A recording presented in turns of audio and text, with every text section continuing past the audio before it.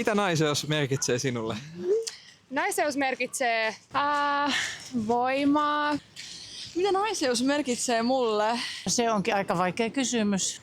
No, naiseus merkitsee rohkeutta, kauneutta ja ehkä sellaista, no tässä varsinkin maailmantilassa niin kun, oikeastaan aika lailla niin kuin kaikki, että se on niin kuin mun semmoinen, mitä mä haluan tuoda niin kuin esiin se naiseus ja että naiset on paljon enemmän, mitä annetaan ehkä olettaa. Mikä olisi yksi asia, mitä kaikkien miesten pitäisi tietää naisista, mitä he ei välttämättä tiedä? Se, miten kaikki on tehty miehiä varten tässä maailmassa. Ja Että yhdessäkään maassa koko maailmassa ei ole saavutettu tasa-arvoa miesten ja naisten välillä.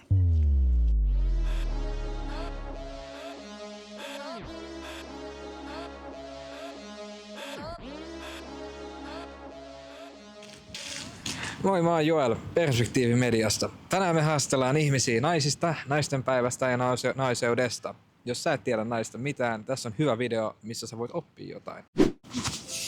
Mitä naiseus merkitsee sinulle? No, semmoista niin kuin sisäistä vahvuutta, mitä ei aina mitata tavallaan semmoisessa fyysisessä voimassa ja joka tulee jostain semmoista niin ehkä herkkyydestä ja lempeydestä ja mielen lujuudesta ja että ehkä sitä se naiseus edustaa ja naiseutta voi olla monenlaista, voi olla feminiimisempää ja sitten semmoista niin kuin tavallaan ei ole yhtä oikea tapa vaikka on nainen. Arvostaako ihmiset tarpeeksi sitä sisäistä vahvuutta, mikä naisissa on? Ei aina mun mielestä. Että se voidaan ehkä jopa nähdä välillä vähän niin kuin uhkana. Mutta kyllä varmasti sitten tavallaan, että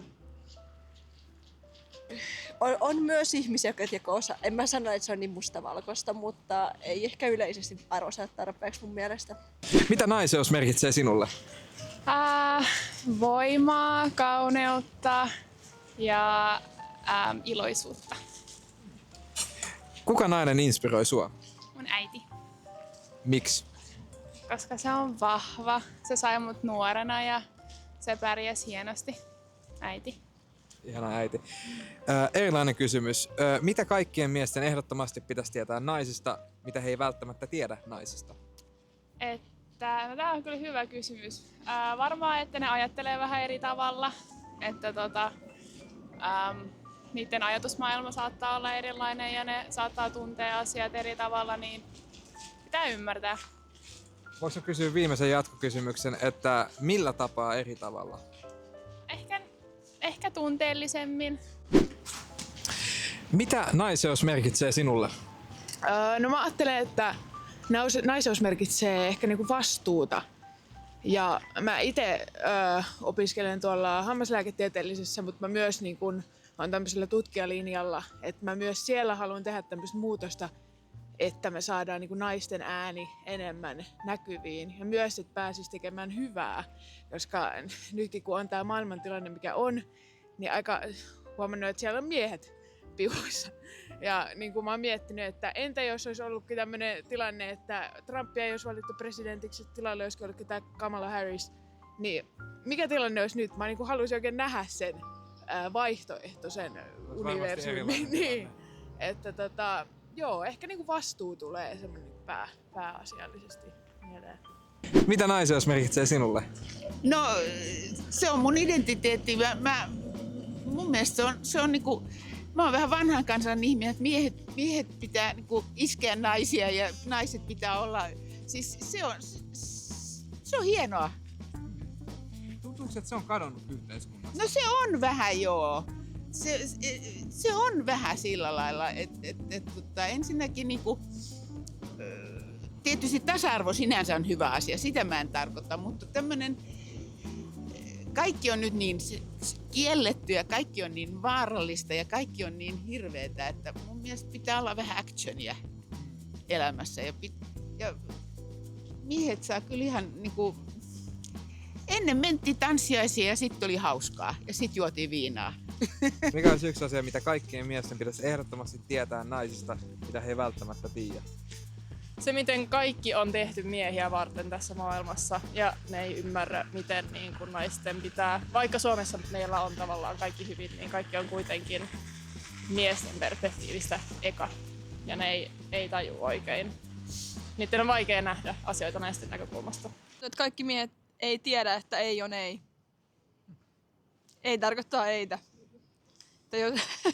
Yksinkertaisesti. Mitä naiseus merkitsee sinulle? Sitä, että mä voin olla omalla tavalla itseni nainen. En mä tiedä, onko sillä sen suurempaa merkitystä. Saan toteuttaa itseäni naisena, kukaan ei määrittele sitä. Kuka nainen inspiroi sua? Tähän voisi olla niinku monta vastausta. Ei mulla varmaan niinku yhtä ainoata tähän, mutta ehkä sellaiset, jotka niinku yleisellä tasolla uskaltaa avata suunsa ja puuttua yhteiskunnan epäkohtiin. Onko sulla esimerkkejä jostain naisesta? No vaikka Sofia Virta. Se on mun mielestä ajaa hyviä asioita. Tulee ensimmäisenä mieleen vaikka heittää. Naiset on rohkeampia kuin te uskotte ja luulette. Lyhyt ja ytimekäs. Kuka nainen inspiroi sua? Ehdottomasti mun oma äiti sekä mun lähimmät niin kun, naisoletetut ystävät mun niin kun, lähellä inspiroi mua kaikista eniten. Ole joka päivä parempi ja joka päivä heräämään ja olemaan, niin kun, olemaan oma itseni. Kyllä, joo. Sika hyvä viesti. Mun on pakko kysyä yksi ekstra kysymys. Saa vastata jos haluaa. Mutta varsinkin mediassa, varsinkin sosiaalisessa mediassa on paljon puhuttu sukupuolten välisestä tasa-arvosta ja niihin liittyvistä ongelmista. Miten miehet voi auttaa edistää sitä tilannetta? Mitä me voidaan tehdä parantaaksemme sitä tai edistää sitä sukupuolten tasa-arvoa?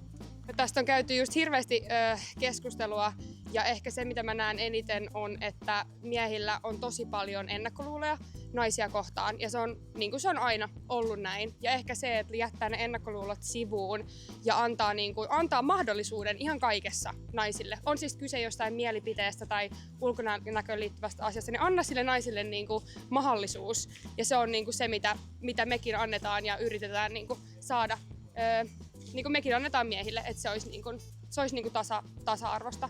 Että ehkä semmoinen, että annetaan se mahdollisuus ihan sama mihin asiaan se niin kuin liittyy. Että me näytetään kyllä, että me kyllä hoidetaan, että ihan samalla tavalla kuin tekin. Sulla ei ole itse mitään kokemusta siitä, niin se on aika pöyhkeet sanoa, että onko se raskasta, kuin vaikeet se on, mitä se niinku lienee, niinku asettaa tämmöisiä parametreja, kun sä et itse tiedä yhtään millaista se on. Yeah. Vähän niinku syrjintä ja kaikki muu saman tyyli. Ymmärrä, että et ymmärrä. Niin, siis kiteytettynä on mun erittäin kapulakielinen lause, just noin. Ja se on ehkä tärkein mun mielestä. Miten miehet voi edistää sukupuolten välistä tasa-arvoa tai auttaa naisia, jotka on kohdannut tai kohtaaneet ongelmia? Olkoon se syrjintää tai häirintää? Pyri tietämään asioista, eli lue historiaa, sosiaalitieteitä, se, että sä hahmotat rakenteellisia ongelmia, niin kuin nosta periaatteessa suomaa tietoisuutta. Puuttuu, jos itse todistaa jotain.